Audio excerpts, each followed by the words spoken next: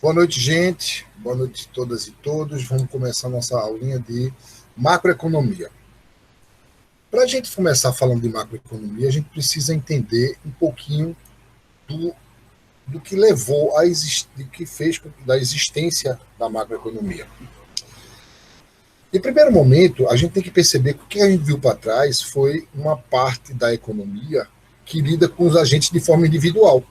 Né, as famílias, os consumidores racionais e as firmas que buscam maximizar seu lucro. Vamos perceber que a macroeconomia é muito mais próxima de uma realidade que nós conhecemos do que a microeconomia. É muito mais teórica do que efetivamente prática. Não que não seja, mas ela é mais teórica do que prática. O que a gente precisa entender primeiro é quando a gente começa a falar de macroeconomia, a gente precisa entender algumas coisas que a gente sempre chamou de fundamentos econômicos. Vamos começar. Na microeconomia, nós tratamos dos consumidores de forma individual, aquele consumidor que é racional, principalmente aquele que tem renda e consome. O grande problema, a grande diferença é que na macroeconomia, que nós vamos ver na frente, é que esses consumidores eles podem ser os não racionais, os irracionais também. Todos os consumidores de uma economia são considerados, são contados, contabilizados na macroeconomia. E para eles a gente chama de famílias. Quando a gente fala de governo, de empresa, aliás, de empresa, a gente está falando de a firma que maximiza seu lucro, que busca minimizar custo, que é eficiente. Mas, na macroeconomia, ou seja, na vida real, a gente tem que considerar desde o camelô até as mega empresas, porque todas elas contribuem dentro da economia. Outra coisa que a gente tem que entender, que eu sempre falei para vocês, que nós temos 3 agentes econômicos: consumidor, firma e governo, ou Estado. Hoje a gente vai inserir o Estado dentro do processo para podermos compreender a ação e a existência dele, a atuação dele dentro dessa economia. Nós iremos também, como nós vimos na microeconomia, a gente falou de mercado. Mercado é um espaço onde os agentes transacionam. Agora, nós iremos discutir o mercado e as interações separadamente. Os mercados de formas separadas, ou seja, cada qual com a sua função e com o seu quinhão no mercado, e as suas interações. Exemplo disso que nós temos, em alguns casos, alguns mercados que são muito, muito conhecidos e são pertencentes a um determinado setor, segmento. Existe o mercado de bens e serviços finais, que é bem de consumo, bens produzidos e comercializados. Então, você tem o mercado de bens e serviços, que é o mercado de consumo, tem gente que chama de mercado de consumo também, onde se oferta bens e serviços, se transaciona, compra e vende bens e serviços. Veja, que dentro do mercado, que é um espaço onde todo vendedor e comprador comercializa, agora eu vou separar. Na macroeconomia, a gente se estuda eles de forma que interage, mas para isso eu preciso dividir. Então, o mercado de bens e serviços é o mercado que trabalha com comércio, com consumo. Existe o mercado de trabalho, que também oferta e demanda mão de obra, emprego. Existe o mercado de capitais que funciona como comércio de juros e investimento. E existe o mercado de câmbio, que trabalha com moeda estrangeira. Existe o mercado de ações, que trabalha com índice de bolsa. Existem vários mercados e todos eles têm sua inter-relação dentro da economia. A gente vai ver mais na frente como é que funciona isso. Para a gente falar sobre a macroeconomia, a gente precisa entender um pouco do passado. Então, na economia, você tinha algumas situações que a gente chama de sistemas econômicos que surgiram do passado. Inicialmente, a gente começa com Adam Smith, que é o precursor, que ele é conhecido, né, com certeza, que é o criador, precursor do liberalismo econômico. Liberalismo econômico quer dizer a presença mínima do Estado. O Estado trabalhando o mínimo possível, a atuação do Estado dentro do mercado ele quase não existe, de acordo com os preceitos de Adam Smith. Ele fez uma obra chamada Riqueza das Nações, que é quando ele começa a falar que existe uma relação entre o mercado atuar de forma individualizada o Estado e o mercado trabalhando de forma individualizada. Esse é o precursor, é a proposta inicial do liberalismo econômico. Mas aí uma das coisas que ele também levanta, ele levanta algumas teses. A primeira tese que ele levanta, ou ele e o grupo, então formado pela época, é que toda oferta gera demanda. O que quer dizer que toda oferta gera demanda? Para Adam Smith, tudo que era ou produzido era efetivamente consumido da sua totalidade. A gente vê que isso não é verdade, mas na época até poderia ser que existisse com um tamanho tão pequeno do comércio, do mercado, e não era globalizado. Se você trouxer para o passado uma ideia atual, será que Adam Smith já preconizava a existência de uma globalização tamanha como nós temos? Claro que não. A outra proposta, outra tese que levantava assim, os pensadores da época do liberalismo econômico, que por conta da oferta que gera demanda, ela não geraria estoque. Por que não geraria estoque? Porque tinha uma mão invisível que regulava o mercado. Essa é a lei chamada Lei de Say, que era o professor, um contemporâneo de Adam Smith. Essa ideia de Smith, ela trazia a ideia de que o papel do Estado era não fazer intervenção no mercado, deixa o mercado agir por si só. Existem várias coisas dentro dele que cabe ao Estado apenas fazer o seu papel de proporcionar bem-estar social. Por outro lado, você tem um outro extremo, que chama um outro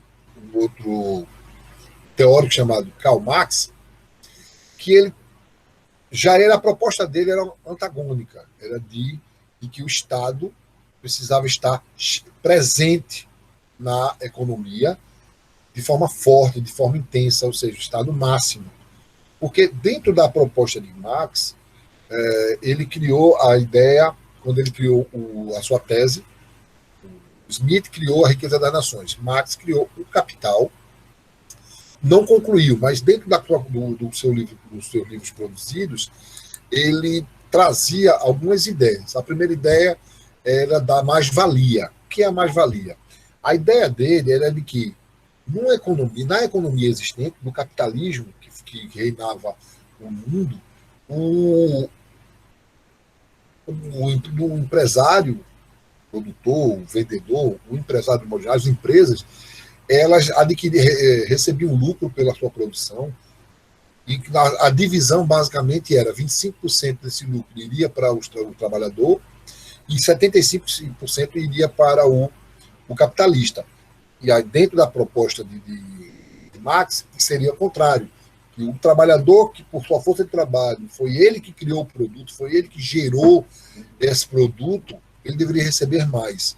E o capitalista se apropriava dessa parte que lhe cabia, chamava mais-valia, ele recebia mais do que lhe era merecido. Isso aí era uma proposta de Karl Marx de apropriação indébita da força de trabalho do trabalhador. Uma outra proposta que ele traz é exatamente de que dinheiro gera dinheiro. Essa proposta do capitalismo ele não sobreviveria, porque o principal condutor da economia capitalista é o dinheiro. Aí ele bota uma equação embaixo que dinheiro gera N, que é mercadoria, e essa mercadoria geraria mais dinheiro. Esse dinheiro com tracinho significa dinheiro diferente.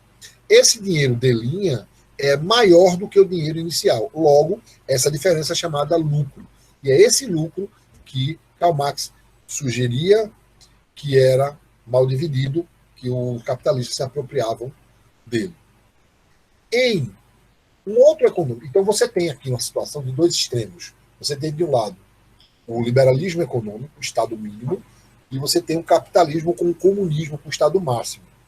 Comunismo esse que inexiste, que de uma forma conceitual, o comunismo, como proposto por Marx, ele não existe se não for teórico e utópico, que tem hoje, existe um capitalismo mais social, ora não social, ora socialista. O capitalismo, se é que existe o capitalismo socialista, é aquela que também tem o papel dele no mercado, mas também tem o papel social. Estamos nessa condição. Em 1883, mas na verdade não foi em 83 que eu quero falar, depois de muito tempo, surge um outro cara que você tem dois extremos e ele nasceu na época capitalista, a tese desse pensador, John Maynard Keynes, ela nasceu dentro de um berço capitalista. Ele é um autor capitalista, mas aí ele trouxe algumas teses. Para trazer tese dentro da economia, você precisa desconstruir umas teses existentes, que estão no lugar, ele tem que tirar do lugar e botar dele. A primeira tese que ele desconstruiu foi que toda oferta gera demanda. Para Keynes, a demanda que gera oferta. Porque a partir da demanda é que um setor produtivo pode criar produtos e vender. É como se você tivesse produzido produtos no século XVIII, XIX, 20 e 21 continuam produzindo a mesma coisa. Não, as demandas mudam, que a gente viu isso na teoria do consumidor. Como as demandas mudam, é claro, é o que a demanda é que gera efetivamente a oferta. Ele escreveu uma obra chamada Teoria Geral do Emprego, taxa de juros, dos juros da moeda. O juros da moeda a gente fala depois. Mas a tese de doutorado dele se baseou numa angústia de que o grande problema da economia era o emprego. Mas, como a microeconomia resolvia isso, na verdade, entenda-se microeconomia, economia existente. Não existia a macroeconomia. Entenda a economia existente, é que as ações de governo eram feitas de forma pontual, eram feitas em setores determinados, com ações específicas e pontuais, que dava certo para uma, não dava certo para outra. Então, as ações eram específicas e pontuais, ou seja, microeconômicas, hoje em dia. E aí, a angústia de Keynes foi de como pensar que existe a necessidade de você criar uma ação que resolva o problema do emprego. E aí, quando ele fala emprego, é o emprego e a falta dele. São teses diferentes que a gente também vai ver mais na frente.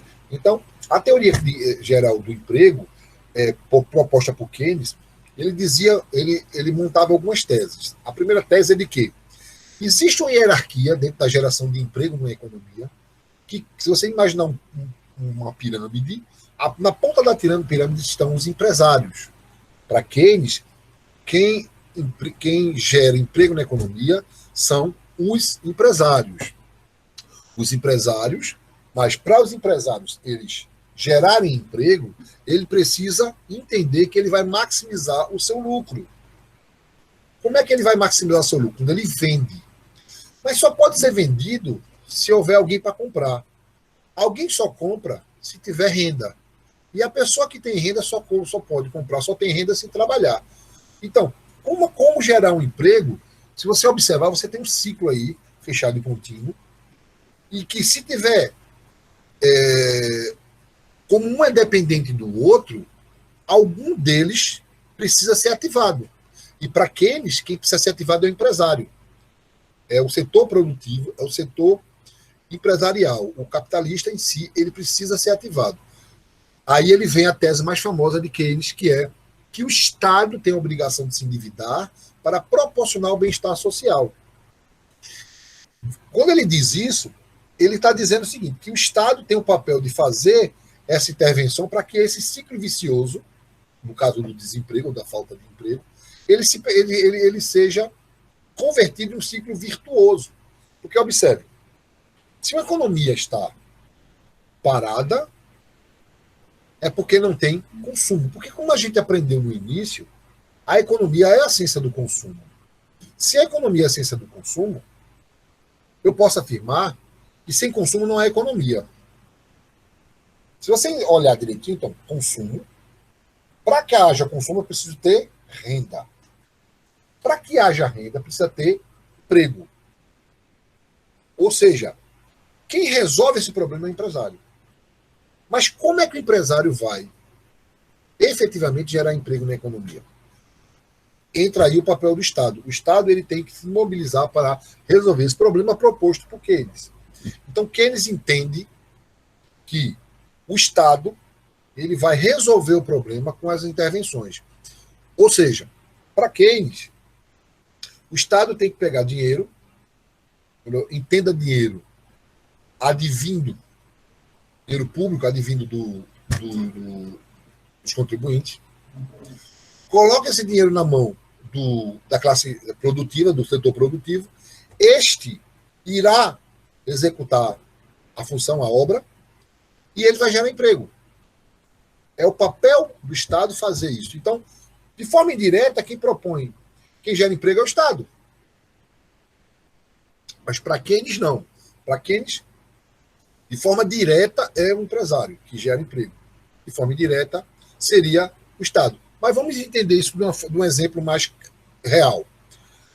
A duplicação da 232 ou a duplicação da 101 ou o conserto da 101 que passa pelo Estado, como é que funcionou? O Estado, entenda-se Estado como governo federal e estadual, pegou recurso e colocou na mão de empreiteiras. Estas iriam executar, porque o Estado não faz, ele contrata para fazê-lo. Quando ele faz isso, quando ele disponibiliza esse recurso, ou seja, licitação, aquela coisa tudo certo, ele está colocando recurso público na mão da iniciativa privada. Esta vai executar a obra. Para executar a obra, ela vai gerar emprego. Então, uma das propostas do segmento da economia, proposto por Keynes, é que o Estado, de forma indireta, ela faz com que, de forma direta, o empresário gere emprego. E aí, o que a gente precisa entender o que aconteceu? A economia ela é dividida em 3 setores. O setor primário, o setor secundário e o setor terciário. O setor primário é o setor de matéria-prima. Muitos chamam de setor agrícola. É o setor de matéria-prima.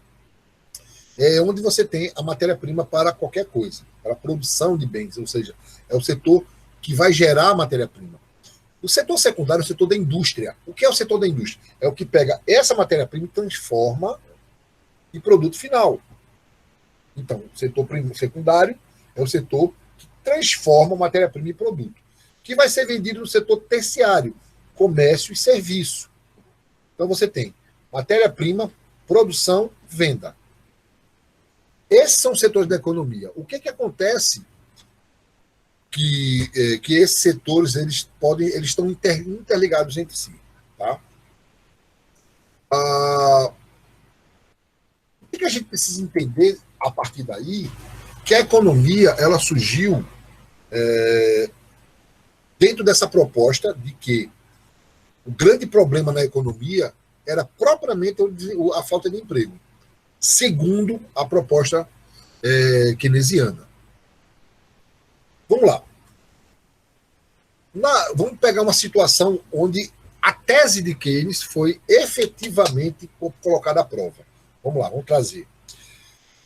No final, nos anos 20 e 30, final dos anos 20, entre os anos 20 e 30, você sabe que houveram a Guerra Mundial, a Segunda Guerra Mundial, onde você tinha a Europa se degladiando, de um lado, e a população, o povo, os que não estavam combatendo, estavam com consumo, estava sem consumir bens de consumo. Eles não tinham acesso a bens de consumo, porque, ora, as pessoas estavam com as indústrias, fábricas sendo destruídas, ora, essas pessoas estavam na guerra. O que acontece é que os bens de consumo eles estavam ficando escassos. Daí os Estados Unidos entra para ofertar esses bens de consumo para esses empresários, para essa população europeia propriamente dita, enquanto eles se degladiavam. O que acontece é que a economia americana ela tinha um tamanho que a gente chama de matriz industrial. Então, ela tinha um tamanho. O que acontece é que, com o aumento da demanda por bens de consumo, os Estados Unidos ele se propôs a inchar a sua matriz e ofertar para poder alcançar e levar todos os bens de consumo necessários para essa nova demanda. E aí você tem o aumento de novas fábricas, investimento pesado, seja do Estado, seja de fora. Então, várias pessoas pegavam, aí eu vou explicar logo depois, essas empresas, elas começavam a receber recurso financeiro, investimento, vindo de fora, via Bolsa de Valores. Então, as empresas recebiam dinheiro via Bolsa de Valores para poder se expandir. Daí elas se expandiam, criavam-se novas. Mão de obra nunca estaria... Existia o pleno emprego dos recursos. Todo mundo praticamente estava trabalhando. Havia desemprego voluntário na época, segundo o modelo keynesiano. O desemprego era voluntário. Então a economia estava muito bem obrigada, desse tamanho, como a economia começou a expandir de uma forma que o seu tamanho deve ter aumentado em 2 vezes. Mais ou menos em 2 vezes a sua matriz. Então você tinha um modelo, um tamanho, e ele expandiu, e no mínimo o dobro do tamanho. Só que a guerra acaba. E quando a guerra cessa, eles começam, não de uma forma abrupta, mas de uma forma paulatina, disse, não, nós não queremos mais os produtos, bem de consumo, que a gente vai resolver aqui entre nós. E aí o problema que causou nos Estados Unidos. O que fazer com esse excesso de demanda, de oferta? Se a demanda caiu e a oferta estava inchada, e aí eu posso fazer a analogia para 2008, você tinha uma bolha. Eu imagino que você tem uma bola dentro, uma menor dentro e uma bola maior fora. Essa bola maior estava sendo injetada por recursos que vinham de fora. Mas, na verdade, a estrutura real do emprego americano, ele era a bola menor. E ela começou a inchar, começou a gerar emprego para mulheres, para pessoas mais velhas, para poder suportar essa produção, essa demanda que existiu na Europa. Quando o assessor, as empresas americanas, a indústria americana começou a não saber o que fazer com essa oferta, esse estoque. A única forma de resolver o estoque é baixar preço. Mas baixar preço, a gente baixa custo de produção. Como a gente aprendeu imediatamente o slide anterior, você sabe que o custo de produção, quando baixa, o lucro baixa. E não é a intenção do empresário o lucro diminuir. E aí o que acontece? Você tinha a demanda diminuída, tá, indo para o normal, a oferta lá, o estoque, e aí ele começou a demitir. E aí, gente, as empresas começaram a quebrar. Só que o grande problema não foi só que a economia começou a quebrar. O problema foi que os investidores que acreditavam nessa bolha, sem conhecê-la, eles perderam tudo. Um exemplo que eu dou é como se você fosse pegar um recurso financeiro seu, pegar, sei lá, R$1.000 e comprar todinho de saca de laranja. Eu quero R$1.000 de saca de laranja. Mas você quer que eu leve para sua casa? Não. Eu quero que você pegue esse saco de laranja e vá vender no mercado. Eu quero de volta os meus 1.000 mais o ganho. Isso é fato, isso é normal. A comercialização normal. Você imagine que a economia toda, todo mundo da sala, resolveu comprar R$1.000 de laranja, todo mundo. Alguns audaciosos começaram a comprar 2, 3, R$10.000 de laranja, que achavam um bom negócio. Todo mundo estava comprando laranja e mandou as pessoas venderem a laranja. E de uma hora para outra, você descobriu que a laranja nunca existiu. Ou ela não existiu, ou ela já veio podre. O que acontece? Que o dinheiro que eu investi, que eu esperava o mesmo valor e mais os juros, ele passou a não existir. Houve perda de recursos. Muitos investidores nessas empresas que estavam infladas, eles simplesmente perderam todo o seu recurso. Inclusive, rebateu aqui no Brasil. Grandes cafeicultores, eles vendiam 5 anos de safra para frente. Né? Então, ele tinha 5 anos de safra de café já vendida, era só produzir, colher e devolver, entregar para quem pagou. 5 anos antecipado para investir em bolsa de valores. Você imagina o que aconteceu com esses empresários. Eles quebraram, a economia quebrou junto. Os Estados Unidos, então, estava com o nível de desemprego em torno de 12%, 25%, 20%, era muito alto, era um país quebrado. Estava com inflação de 2 dígitos. Isso aí é extremamente não entendível hoje em dia. Inclusive, semana passada, saiu um noticiário na TV de que a economia americana ela está numa recessão pior do que a da década de 30. Porque hoje o nível de desemprego, você tem hoje em torno de 27 milhões de americanos desempregados. Entenda desempregado as pessoas que estavam trabalhando e deixaram de trabalhar. Desempregado para a contagem é isso. E não as pessoas que nunca trabalharam. Então você está com 22 milhões e chega a cerca de mais de 10% da população americana está desempregada. Então observe que houve uma grande perda de emprego, e aí eles já compararam que foi tão ruim quanto a da década de 30. O que aconteceu neste período, que no dia 29 de outubro de 1929, houve a quebra final oficial da Bolsa de Valores. Então, e também chamado de craque da Bolsa de Valores. O craque da Bolsa de Valores exatamente aconteceu quando todo o investimento que existia dentro dessa bolha é como se agora está valendo. Você comprar algo, não vê esse algo, e quando você vai ver de fato, aquela coisa não é aquilo que você comprou. É isso aí que aconteceu. E a economia quebrada, o então presidente Franklin Delano Roosevelt chama Keynes, o inglês, que vai tentar validar a sua proposta de que existia uma teoria geral do emprego. O grande problema dos Estados Unidos era exatamente o desemprego.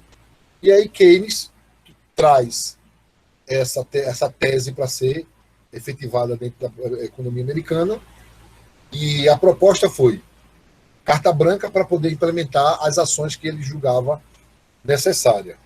O que acontece é, claro, que o exemplo que eu vou usar é um exemplo fictício, que é para vocês entenderem, mas logo em seguida eu explico. A proposta de Keynes era abrir licitação pública para cavar buraco. Qual é a ideia? Primeiro que ele levantava é que o Estado tem a obrigação de se endividar para proporcionar o bem-estar social. Primeira tese. A segunda tese, claro que não existe cavar buraco.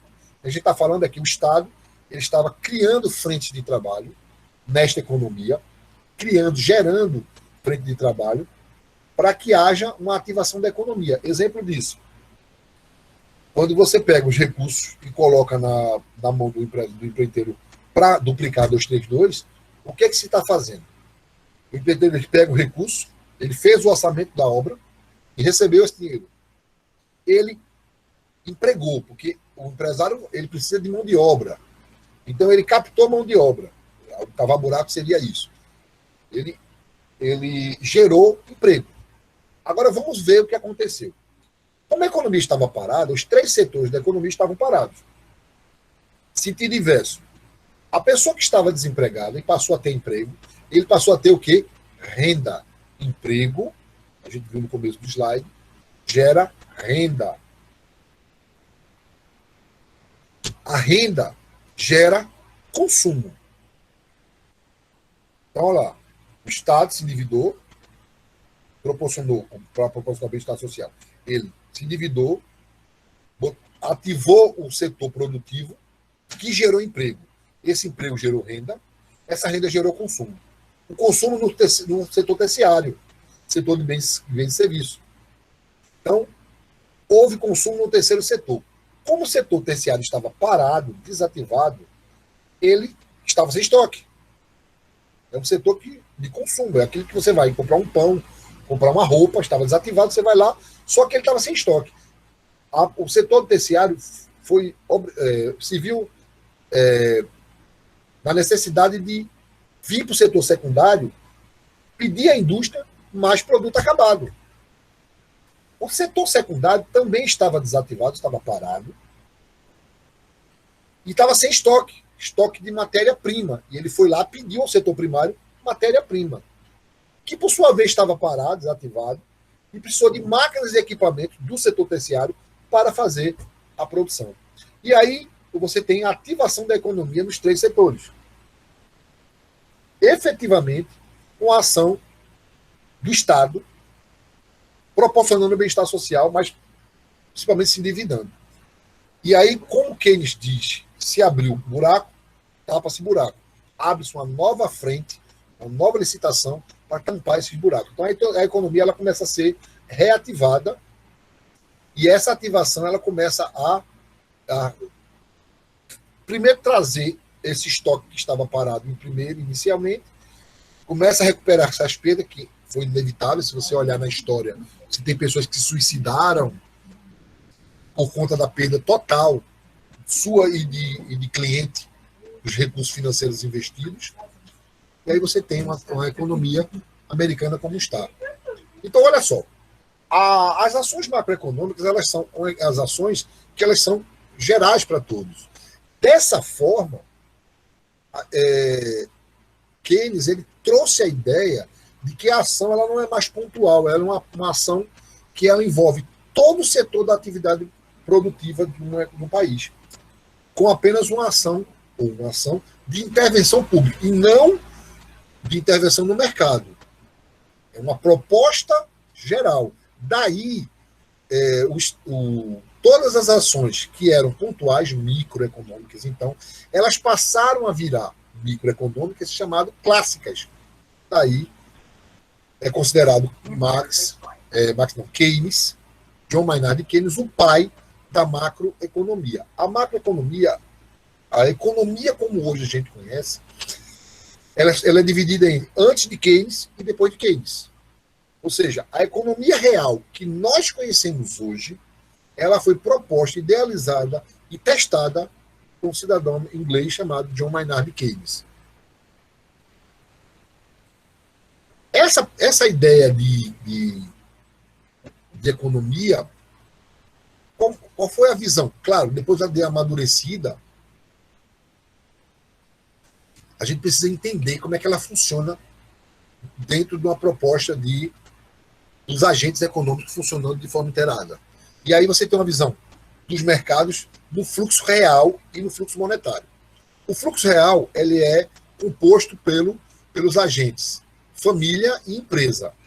Família, todos e quaisquer consumidores, empresas, todas e quaisquer empresas.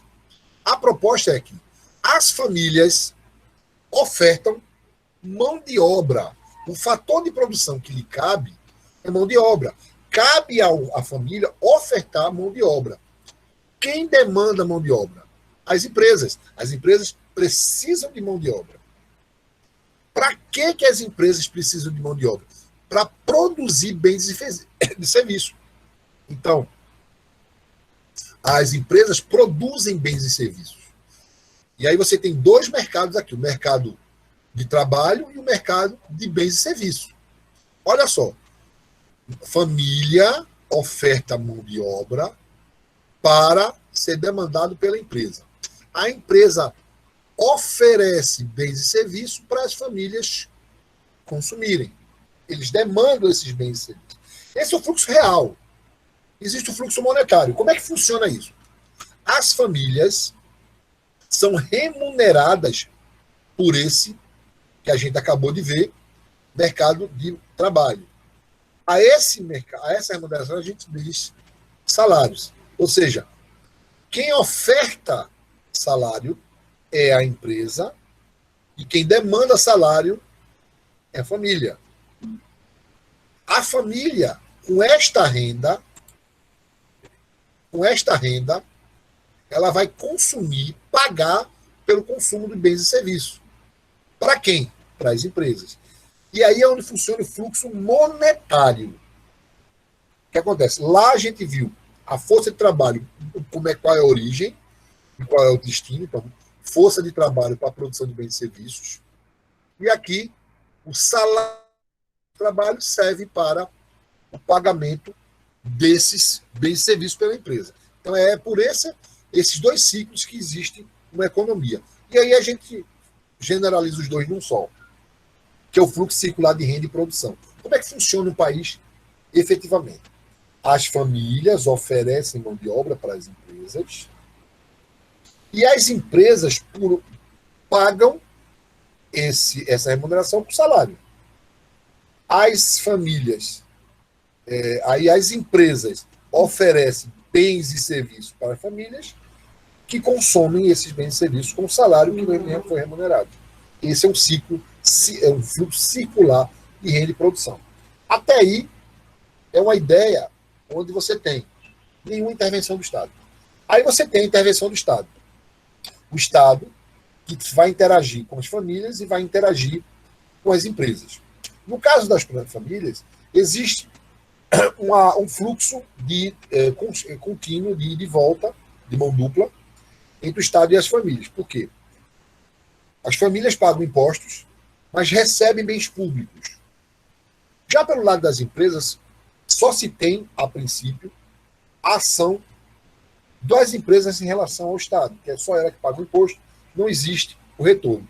Claro que está proposto em algumas situações a ajuda do Estado para as empresas. Existem algumas ações recentes. O governo federal, por conta da pandemia, perdoou algumas ações, o depósito da FGTS, que cabe às empresas, dívidas, ele pode postergar as dívidas, uma série de ações previstas na letra da lei, mas, de um modo geral, não existe essa ação, com normalidade, como a gente não está no tempo de normalidade.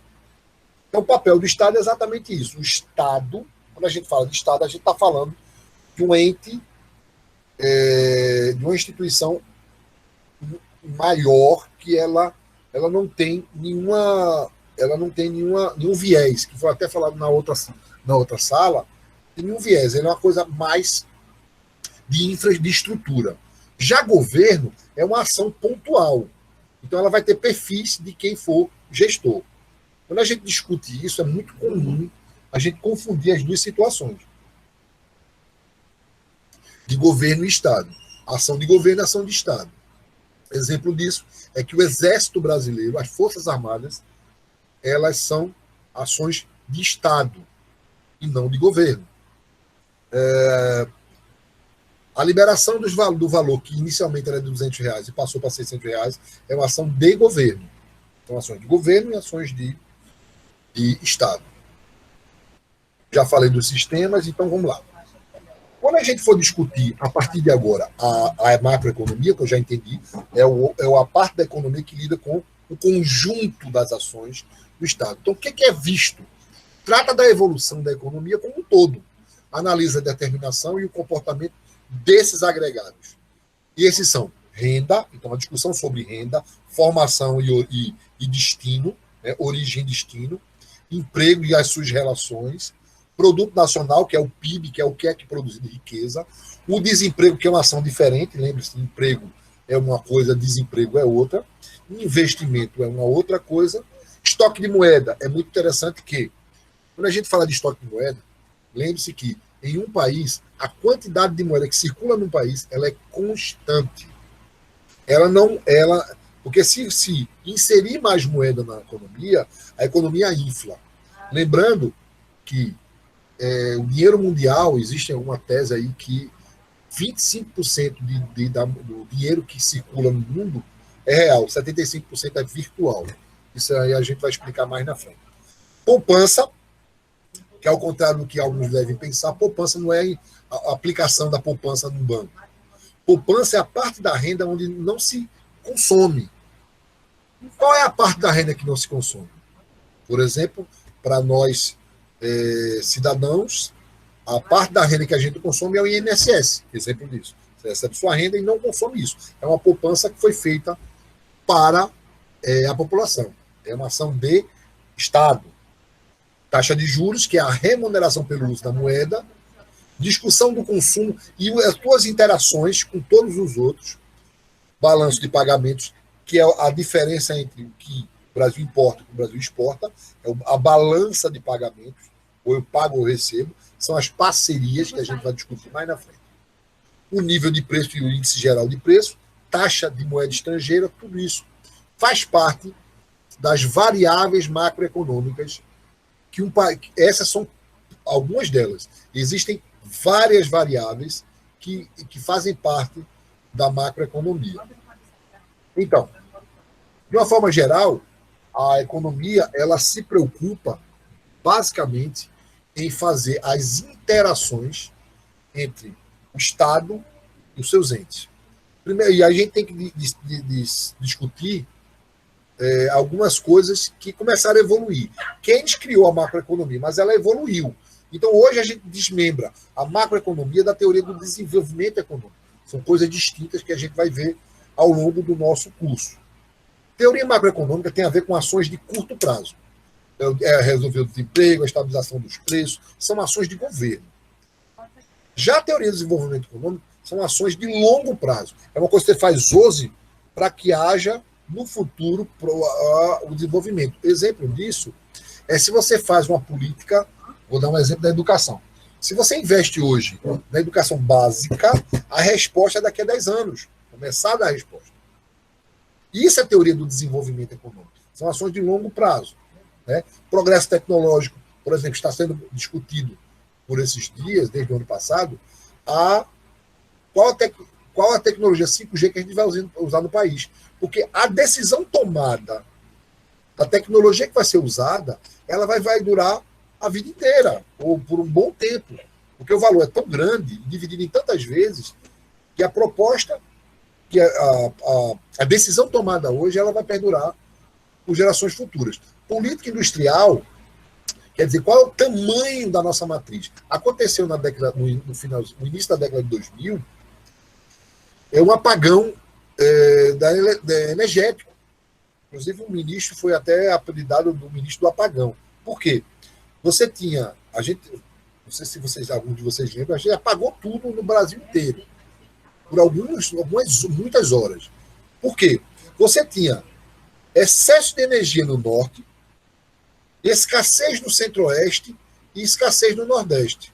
Sul ainda tinha um pouco, mas só que eles não eram interligados. No próximo governo foi que eles fizeram uma malha que interligava elas. Mas elas não se interligavam. Outro exemplo errado, outra falha, é a nossa malha ferroviária. Cada um chegou aqui e fez uma malha diferente. Para vocês que não sabem, por que não é possível ligar todas as linhas à malha ferroviária do Brasil?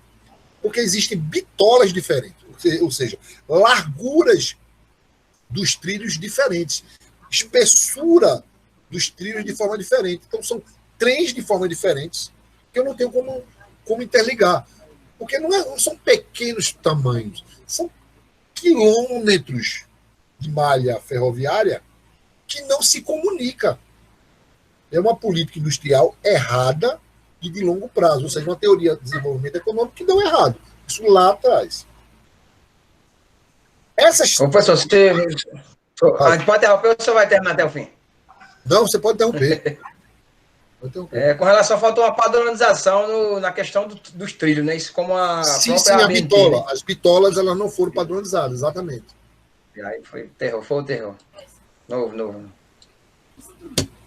E aí, essas ações, como eu disse lá, aquelas ações que a gente viu aqui das metas políticas, que a gente chama de políticas econômicas, políticas são ações que o Estado, veja, através do governo, não são políticas de governo, e às vezes são políticas de governo. Elas implementam para a população. A primeira delas é política de crescimento econômico. O que é crescimento econômico? Primeira coisa que a gente tem que entender, que crescimento é diferente de desenvolvimento. Crescimento é o aumento do PIB, é o crescimento monetário, é a questão de renda nacional, consumo nacional. Desenvolvimento econômico tem a ver com indicadores sociais, tem a ver com qualidade de vida, que só é concebido, encontrado, a partir de uma política de longo prazo. Desenvolvimento econômico, ele só vai ser conquistado com a ação hoje, um efeito lá na frente. Crescimento não é causa e efeito. O que você faz hoje, você vai ter no curto prazo uma resposta. O que está acontecendo, por exemplo, no mundo inteiro, por conta da pandemia, baixou o consumo. Se baixa o consumo, gera estoque. Se gera estoque e os empresários não estão vendendo, ele vai demitir. Então você tem, eu não sei quem é o ovo e a galinha, né? Baixou o consumo porque a pessoa desempregou, ou as pessoas se ficaram desempregadas porque baixou o consumo. É difícil saber qual é a origem, quem foi que começou primeiro. Mas, de fato, essa relação de consumo, a falta de consumo, a queda no consumo, com o aumento do desemprego, ou seja, a queda do emprego, elas estão interligadas. Isso é política de crescimento econômico. Crescimento econômico é o crescimento quantitativo da economia. Desenvolvimento é qualitativo. Segundo ponto é a estabilidade do nível de preço. Gente, primeiro a gente tem que entender o que é inflação. Inflação é um aumento contínuo dos preços. Eu tenho um amigo gaúcho, Ângelo Breno Zanella, que ele faz uma coisa, ele sempre fez uma coisa muito interessante, estudou comigo, mestrado. Ele dizia o seguinte, ele fazia o seguinte, ele pegava a renda dele, o salário dele, e no dia 1º de janeiro do ano, ele via quantas cervejas Boêmia ele podia comprar. E fazia o efeito contrário, o cálculo contrário, no dia 31 de dezembro. Daí ele ia saber o quanto ele perdeu. Ele dizia, olha, a inflação fez com que eu perdesse poder aquisitivo, poder de compra de tantas boêmias. Essa é uma forma. Ou seja, o salário mínimo de 1.045 no dia 1º de janeiro, ele tem um poder de compra. Ele vai ter um poder de compra menor no dia 31 de dezembro. Não disse é inflação. Existem algumas inflações, a de demanda, que tem a ver com o consumo, a de custo tem a ver com o empresário, que é a inflação de custo. Quanto maior o custo de produção, mais caro o produto vai ficar. E a inflação inicial, ou seja, mesmo com tudo certo, mesmo com tudo, ainda assim a inflação, ela, por conta da pandemia atual, ninguém está comprando, ninguém está produzindo, vai gerar um tipo de inflação também, ou seja, por perda de poder aquisitivo. Depois a gente vai discutir a questão do equilíbrio externo, que é onde você vai relacionar as relações comerciais entre países.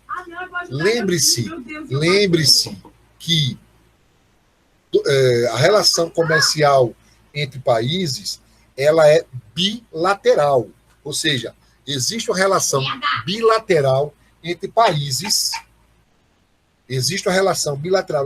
ou seja, quando a gente for calcular política, equilíbrio externo, a gente tem que ver qual é o valor da parceria entre quando a gente compra e quando a gente vende. Então, o Brasil, ele exporta e importa. O Brasil exporta, só um instantinho. Então, junto aqui.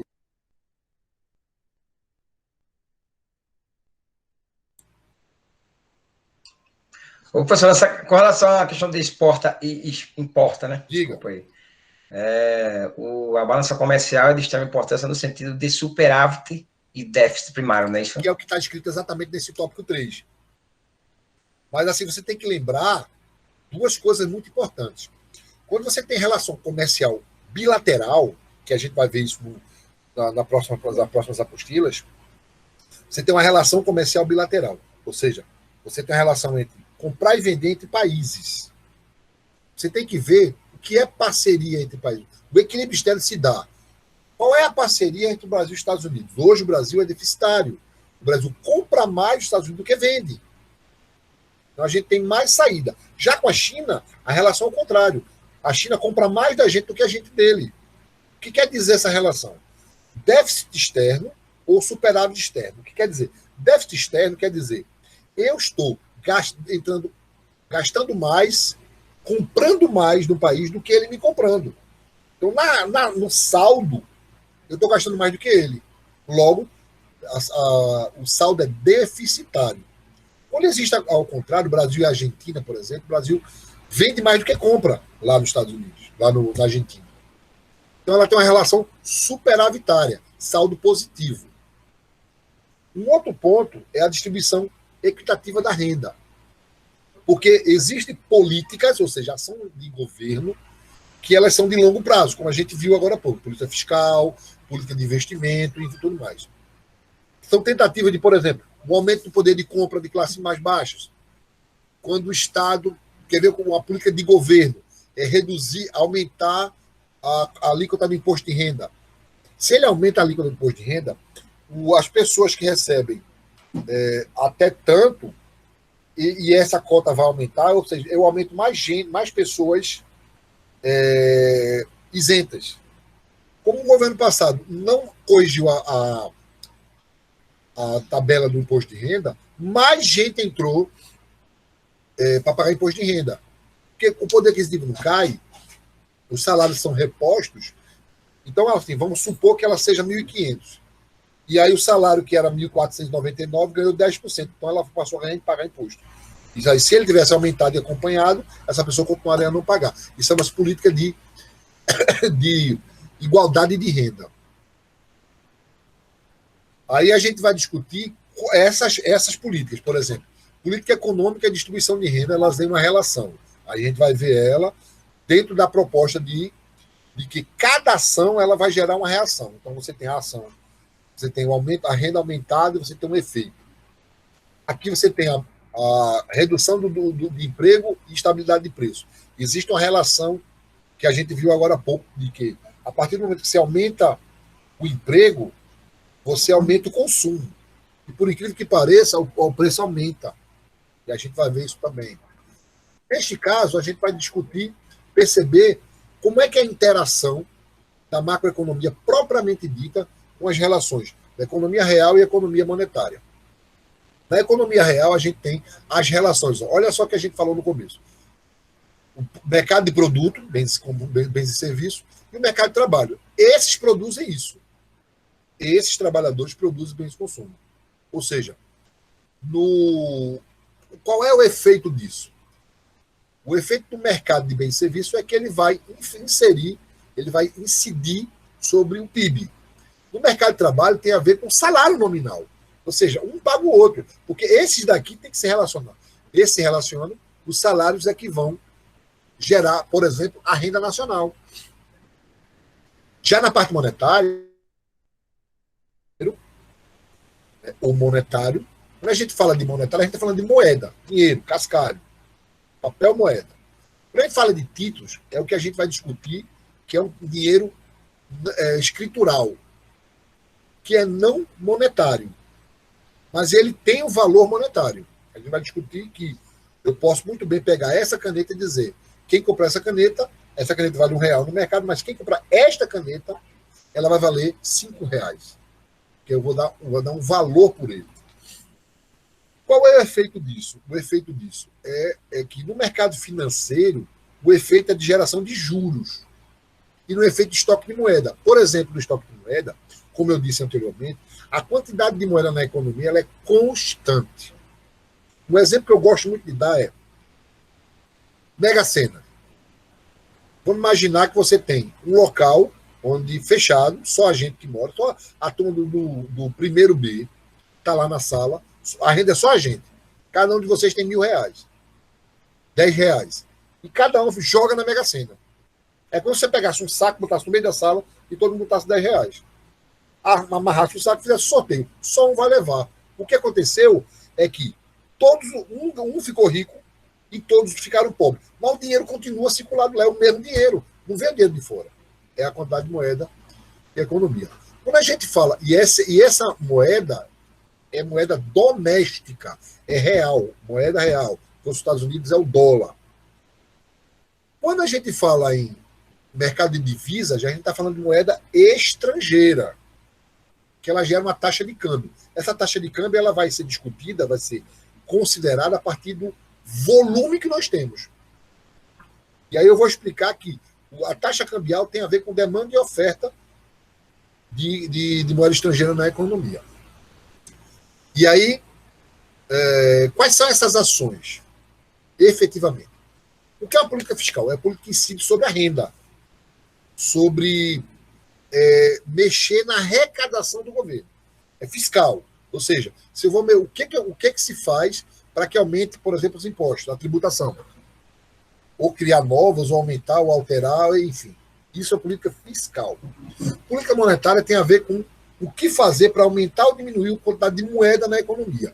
O governo simplesmente pode dizer assim, a partir de hoje, o que Collor fez em 92, ele falou, todo mundo que tinha renda depositada no banco não pode usar, só pode usar com dinheiro que foi depositado daqui para frente. O que ele fez? Ele parou o consumo, ele freou o consumo na tora. Ele simplesmente, o carro estava em alta velocidade e o cara simplesmente freou o carro. Todo mundo foi para fora do carro, ou seja, freio a boca. Política cambial e comercial, ela tem a ver com a relação desse câmbio, quando eu digo câmbio, eu digo moeda estrangeira, com o mercado propriamente dito. E a política de renda, que na verdade, gente, política de renda é uma subitem da política fiscal.